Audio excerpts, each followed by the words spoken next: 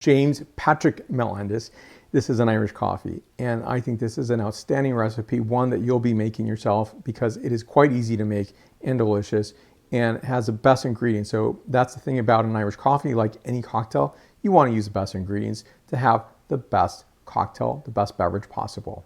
This is a slightly different approach, but I think it's going to be handsome, delicious, and something that you will enjoy making yourself. Somebody with the initials D.E.W, you know who you are. This is for you, and this is your Irish coffee. I hope you get to try this soon. I think Irish coffees are quite delicious, and yet so many places do not a great job with them. Sometimes the Irish coffees can be way too alcoholic, not balanced, and not the freshest ingredients, right? Why is it so hard to use a good high quality coffee, freshly brewed? Well, for some bars it is. Irish coffee mug goes a long way. It's so nice to have. And so I'll put a link down below so you can find these coffee mugs yourself. Tullamore D.E.W is fantastic for this Irish coffee. So I'll also use high quality beans. I have it brewed right now. So it's nice and piping hot and fresh. Organic heavy cream and brown sugar. So there's a unique difference here. Buena-Vista uses sugar cubes. I actually prefer, I think, the brown sugar where you see in Ireland itself.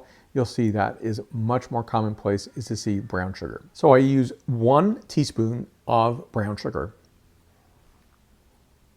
So this is a coffee lavazza. You'll find this throughout the United States. I prefer using the light roast, which really, in my opinion, is much more of a medium roast, but it's a high quality, delicious product. So this is something that I definitely recommend. So when I put my sugar in, I'm having my coffee ready to go.